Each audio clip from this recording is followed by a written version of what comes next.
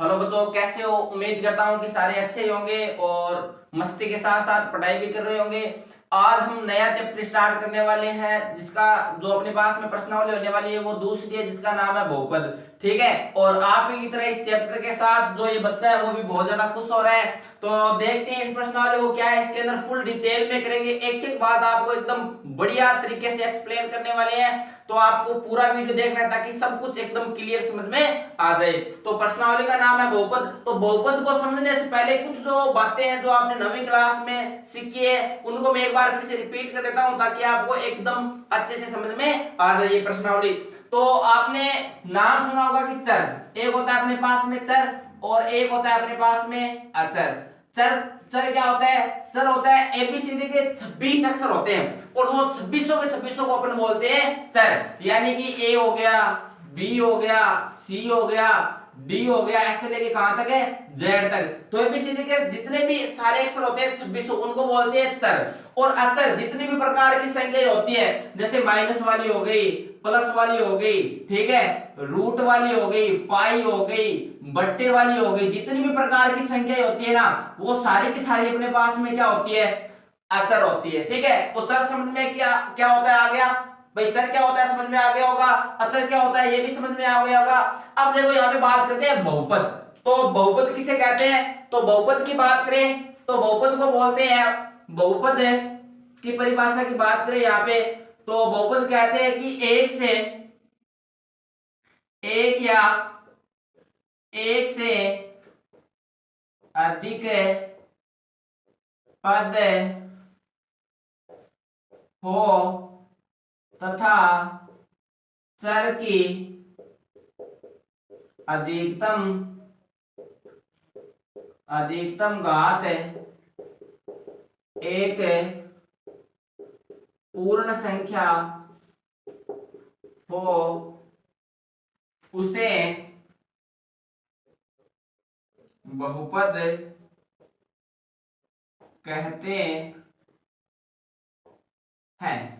ठीक है, तो बहुपद किसे कहते हैं? एक या एक से अधिक पद हो तथा चर की अधिकतम घात एक पूर्ण संख्या हो उसको अपन क्या बोलते हैं? बहुपद कहते हैं। एग्जांपल की अगर बात की जाए तो जैसे मान लो अपने पास में एक x हो गया। अब पूर्ण संख्या क्या होती है ये भी बता देता हूं आपको। पूर्ण संख्या वैसे तो मैंने बताई है चैप्टर नंबर फर्स्ट में इंट्रोडक्शन के वीडियो में। तो पूर्ण संख्या होती है अपने पास में तो जीरो से स्टार्ट होती है, जैसे कि 0 हो गया, 1 हो गया, 2 हो गया, 3 हो गया, ऐसे करते करते कहां तक जाए? अनंत तक। इन संख्याओं को अपन क्या बोलते हैं? पूर्ण संख्या कहते हैं। तो यहाँ पे अपने पास में x की घात कितनी होगी? 1। तो ये एक या एक से ज्यादा भी पद हो सकते हैं, जैसे कि x प्लस 2 हो गया, ठीक है, एक्स स्क्वायर माइनस में 5 हो गया। तो इतनी भी ये जो संख्या होती है अपने पास में, ये तो अपने पास में पद होते हैं, जैसे एक पद हो गया, द्विपद हो गया, ठीक है। तो एक या एक से अधिक पद हो उसको अपन क्या बोलते हैं? बहुपद कहते हैं। तो आपको ध्यान से सुनना है, बहुपद किसे कहते हैं? एक या एक से अधिक पद हो और चर की घात एक पूर्ण संख्या होनी चाहिए, यानी या तो 0 या 1 2 3 4 कुछ भी, माइनस वाले नहीं होनी चाहिए या बट्टे वाले नहीं होनी चाहिए। ठीक है, समझ में आ रही है बात? तो ये मैंने यहाँ पे एग्जाम्पल लिख दिया। अब जो अपने पास में बहुपद होता है, अब जो बहुपद होता है अपने पास में वो कितने प्रकार का होता है? 3 प्रकार का होता है। कितने प्रकार का होता है? 3 प्रकार का। तो मैं यहाँ पे आपको लिख के बता देता हूं बहुपद कितने प्रकार का होता है? 3 प्रकार का होता है। तो यहाँ पे देखो 3 प्रकार का बहुपद होता है। एक नंबर बहुपद होता है अपने पास में रैखिक बहुपद। रैखिक बहुपद। और 2 नंबर बहुपद होता है अपने पास में द्विघात बहुपद। द्विघात बहुपद। और 3 नंबर हो गया त्रिघात बहुपद। त्रिघात त्रिघात बहुपद। अब अगर यहाँ पे बात की जाए रैखिक बहुपद किसे कहते हैं, तो रैखिक बहुपद होता है कि जिसमें जिसमें चर की अधिकतम घात एक हो उसे रैखिक बहुपद कहते हैं। कि चर की अधिकतम घात क्या होनी चाहिए, एक, उसे अपन क्या बोलते हैं, रैखिक बहुपद कहते हैं। एग्जांपल की अगर बात की जाए तो एग्जांपल की अगर बात की जाए यहाँ पे, तो जैसे मतलब x हो गया, y प्लस में 2 हो गया, ठीक है, और यहाँ पे मान लो z माइनस में 5 हो गया, ठीक है, और यू मान लो b माइनस में क्या हो गया 5। तो यहाँ पे देखो चर की अधिकतम घात अपने पास में कितनी है, एक, तो चर की अधिकतम घात एक हो, उससे अपन क्या बोलते हैं, रैखिक बहुपद कहते हैं। उसके बाद में अगर बात की जाए आगे द्विघात बहुपद, तो इसमें अपन क्या लिखेंगे, चर की अधिकतम घात कितनी होनी चाहिए, दो, उसे अपन क्या बोलते हैं, द्विघात बहुपद कहते हैं। तो यहां लिखेंगे चर की अधिकतम घात दो हो, उसे द्विघात बहुपद कहते हैं। एग्जाम्पल की अगर बात की जाए तो जैसे एक्स स्क्वायर माइनस में 2 हो गया, ठीक है, और वाई स्क्वायर प्लस में 2 हो गया, ठीक है, और ए स्क्वायर माइनस में 5 हो गया, ठीक है। मतलब चर की जो अधिकतम घात है वो कितनी होनी चाहिए, यहाँ पे 2 होनी चाहिए, ना तो 2 से कम हो ना ही 2 से ज्यादा हो, उसे अपन क्या बोलते हैं, द्विघात बहुपद कहते हैं। उसके बाद में आता है त्रिघात बहुपद। इसमें क्या होता है कि चर की अधिकतम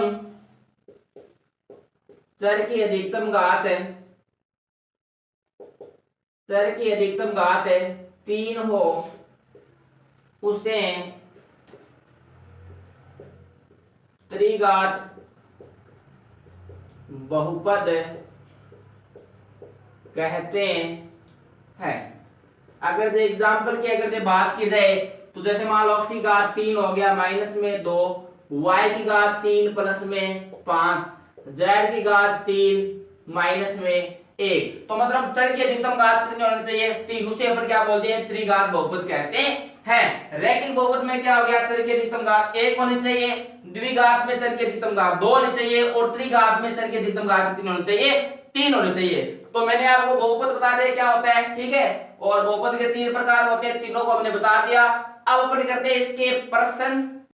इस प्रश्नावली 2.1 में सिर्फ एक ही प्रश्न अपने पास में। तो देखो प्रश्न क्या बोल रहा है कि किसी बहुपद px के लिए y बराबर में px का ग्राफ नीचे आकृतियों में दिया गया है, तो प्रत्येक स्थिति में px के शून्य की संख्या ज्ञात कीजिए। मतलब अपने को जो शून्यकों की संख्या है वो अपने को क्या करनी है, ज्ञात करनी है। और शून्यकों की संख्या के ज्ञात करने के लिए सिर्फ एक ही तरीका होता है, एक ही फॉर्मूला होता है, बोले तो एक ही सूत्र होता है। क्या सूत्र होता है अपने पास में कि शून्यकों की संख्या ज्ञात करने के लिए अपने पास में सूत्र होता है, शून्यकों की संख्या ज्ञात करने के लिए सूत्र है एक्स एक्स रेखा पर जितने कटान बिंदु होंगे उतने ही शून्यकों की संख्या होगी। मतलब जितने एक्स एक्स, मतलब जो ये अपने पास एक ग्राफ होता है, आपको पता है कि ये अपने पास में ग्राफ है, और इस ग्राफ पे ये अपने पास में होती है x, ये होती है x डैश, ये अपने पास में होती है y, और ये अपने पास में क्या होती है y डैश। अब अपने को शून्यकों की संख्या ज्ञात करनी है, सिर्फ आपको एक ही बात का ध्यान रखना है कि ये जो अपने पास में x x लाइन है ना, इस लाइन पे जितने कटान बिंदु होंगे, मतलब जितनी बार ये प्रतिच्छेदित होगी, जैसे मतलब मैंने आपको कुछ इस प्रकार का एक ग्राफ बनाया है,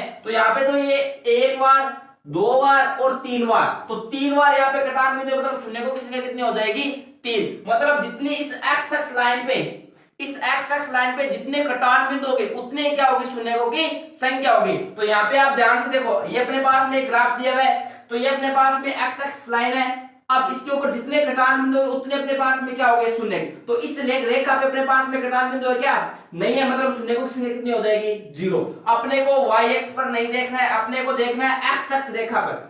इस x एक्स रेखा पर जितने कटान बिंदु होंगे उतने अपने पास में क्या हो गए, शून्य। तो इस x रेखा पे कुछ भी कटान बिंदु नहीं है, तो अपने पास में शून्यकों की संख्या क्या हो जाएगी, 0। इस y एक्स पे नहीं देखना है, किस पे देखना है, इस x एक्स पे देखना है, इस बात को ध्यान रखना है आपको।